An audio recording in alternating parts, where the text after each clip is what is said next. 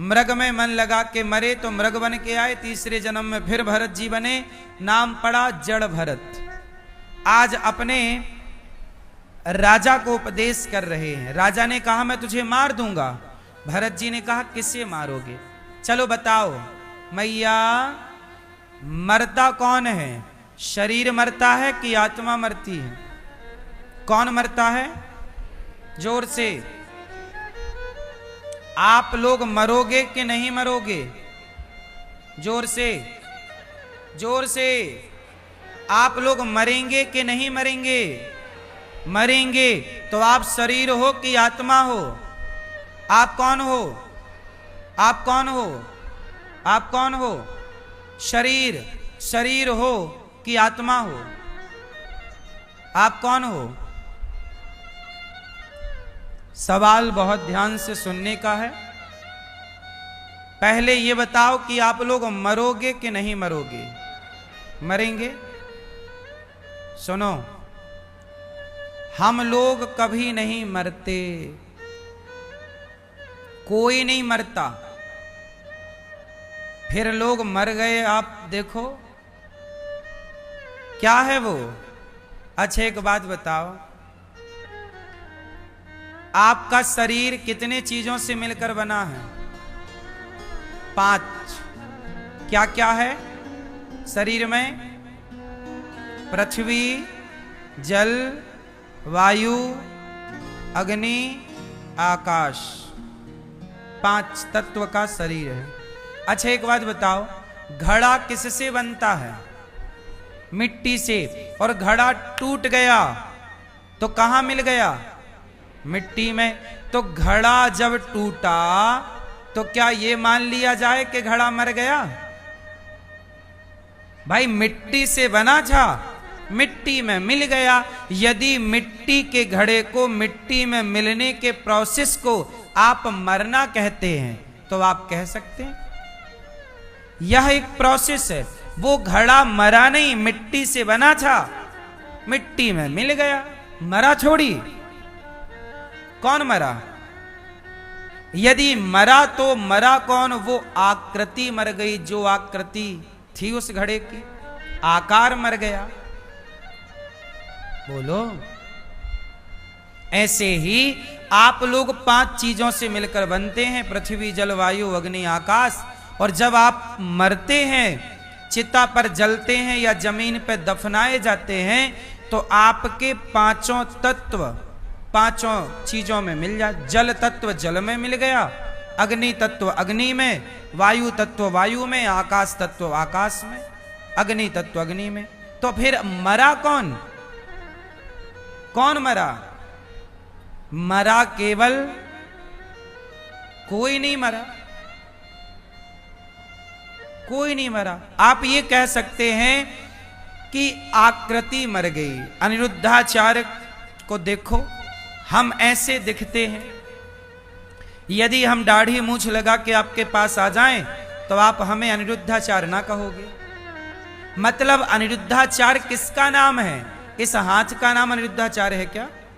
या इस आंख का, या इस कान का, या इस गाल का, या इस हृदय का, या पेट का, या पीठ का, या पांव का, या उंगली का, या नाखून का, या बाल का? किसका नाम अनिरुद्धाचार्य है?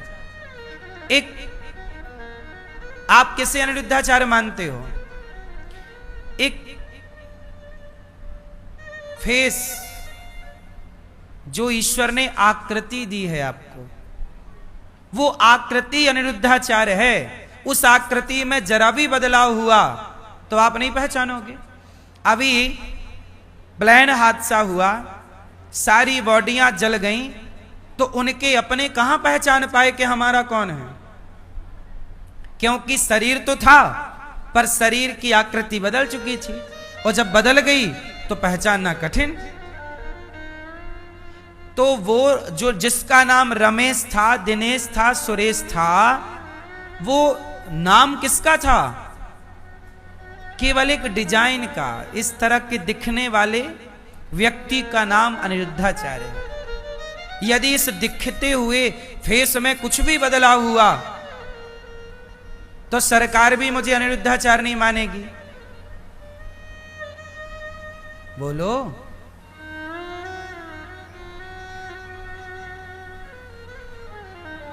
मेरी आधार कार्ड में जो फोटो है, यदि मैं उस फोटो से अलग दिखने लग जाऊं तो पहचान चेंज हो गई। गवर्नमेंट भी फिर कहती है कि जल्दी से रिन्यू कराओ आधार कार्ड। बोलो हाँ, अपडेट करो, फोटो मैच नहीं कर रही है। बोलो हाँ। फिर तो अनिरुद्धाचार्य किसका नाम है? आप जो नाम लेके घूम रही हो या रहे हो, वो नाम किसका है? केवल आपकी आकृति का, ना कि आपके अनिरुद्धाचार्य अलग है और ये हाथ अलग है, ये उंगली अलग है, ये नाक अलग है, ये गाल अलग है, ये हृदय अलग है, शरीर अलग है। शरीर का नाम ऑलरेडी है। ये अंगूठा, इसका नाम अंगूठा है, इसका नाम तर्जनी है, इसका नाम मध्यमा है, इसका नाम अनामिका है, इसका नाम कनिष्ठिका है, सबका नाम है। इसका नाम पंजा है। आपके शरीर के प्रत्येक अंग का अपना नाम है। तो आपके शरीर में आप कहां हो? हमारे अनिरुद्धाचार्य के शरीर में अनिरुद्धाचार्य कहां है? जरा बता दो, सच बताएं। हमारा नाम वो है ही नहीं जो हम समझते हैं, हम वो है ही नहीं जो हम मानते हैं। मैं अनिरुद्धाचार्य नहीं हूं, मैं ये शरीर नहीं हूं, ये शरीर मैं नहीं हूं, ये शरीर मेरे से अलग है। ये आज हाथ काम करना बंद कर दे फिर भी आप रहोगे। कुछ लोगों को पैरालाइसिस हो जाता है, अंग काम नहीं करता, फिर भी तो आप रहते हैं। वो कौन है जहां हाथ काम नहीं कर रहा है, पांव काम नहीं कर रहा, फिर भी आप हैं? और वो आप कहते हो फलाना मर गया, तो मर क्या गया? शरीर तो ज्यों का त्यों पड़ा है। ये बताओ कौन था जो शरीर से निकल जाने के बाद लोग कहते हैं मर गया? क्या था वो? क्यों वो क्या था? सब लोग ध्यान से सुनेंगे। वो क्या था जो निकल जाने के बाद कह दिया गया कि मर गया? जोर से, क्या था वो? जोर से। मैं तब तक मैं हूं, आप तब तक आप हैं, जब तक आपके भीतर आत्मा है। आत्मा निकल गई, आपको लोग जला देंगे। आपके शरीर की कोई वैल्यू नहीं है, शरीर तो जल जाएगा तुरंत। वैल्यू है आत्मा की। आत्मा है तो आंख की कीमत है, पांव की कीमत है, हाथ की। आत्मा नहीं तो काय का हाथ, काय का पांव, जला दो। खेल किसका है? वो जरा सी आत्मा का। तो आप कौन हैं? जोर से, आप कौन हैं? आप तो मरने के बाद भी हैं, यदि आप शरीर हैं। अभी आप लोगों ने कहा कि मैं शरीर हूं। यदि आप शरीर हैं तो शरीर तो मरने के बाद भी होता है। फिर लोग क्यों नहीं रख लेते शरीर को? मरने के बाद शरीर होता है, पर क्या नहीं होती? जोर से। ए भैया, तुम काहे कमर में हाथ धर के खड़े हो? बैठ जाओ भगवान। सब बैठ जाओ मेरी मां। ओ झूला वाली मैया, जा रही हो मेरी मां? टाटा। जाओ, एक झोला कथा सुन ली मैया ने, हो गया कोटा पूरा। ध्यान से सुन लो, जो हैं काम आएगी ये बातें, ये ज्ञान। इसी को कहते हैं आत्मज्ञान। आत्मा के ज्ञान को, आत्मबोध को आत्मज्ञान कहते हैं। ये जो हम बता रहे हैं इसी को आत्मज्ञान कहते हैं। स्वयं को जानना, स्वयं के भीतर ईश्वर का अनुभव करना आत्मज्ञान कहलाता है। सुनो, तो आपके मरने के बाद आप हैं। यदि आप शरीर हैं तो आप तो मरने के बाद भी हैं, पर मरने के बाद क्या नहीं है? जोर से, आत्मा। तो आप कौन हैं? आप शरीर हैं कि आत्मा हैं? हम सब आत्मा हैं। हम सब कौन हैं? जोर से, जोर से। शरीर क्या है आपका? शरीर आपका कपड़ा है। जैसे आपने कपड़े पहने हैं, अब शाम को आप बदल दोगे कपड़े, कल आपके कपड़े ये चेंज हो जाएंगे।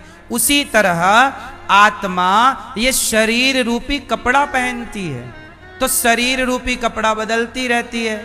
आज मनुष्य का कपड़ा पहन लिया, कल कुत्ते का पहन लेगी तो कुत्ता का शरीर पा जाएगा, गधा, हाथी, शेर, चमगादड़, कुछ भी मानो। आत्मा शरीर का कपड़ा पहनती और शरीर का कपड़ा उतारती है। शरीर बदलता रहता है पर आत्मा नहीं बदलती। आपके कपड़े बदलते हैं, आप थोड़ी बदलते हो। आत्मा में परिवर्तन नहीं है, शरीर में परिवर्तन है। शरीर केवल 100 साल के लिए मिलता है और आत्मा करोड़ों साल के लिए है। आत्मा अमर है, शरीर अमर नहीं है। शरीर केवल 100 साल का है। आप कितना भी बढ़िया खान पान रखोगे, ज्यादा से ज्यादा 100 साल, 110 साल जियोगे बस। बोलो हाँ, शरीर की उम्र 100 साल की है, लेकिन आत्मा की उम्र, आत्मा अमर है। अब ये बताओ, शरीर बना 5 चीजों से, पृथ्वी, जल, वायु, अग्नि, आकाश, 5 से बना और 5 में समा गया, शरीर खत्म। अब बात करते हैं आत्मा की। चलो बताओ, शरीर 5 चीजों से बना, आत्मा कितनी चीजों से बनती है? जोर से, मैया, मैया, ओ मेरी मां, चश्मा वाली मैया, बताओ मेरी मां, आत्मा कितनी चीजों से मिलकर बनती है मेरी मां? बताओ मैया।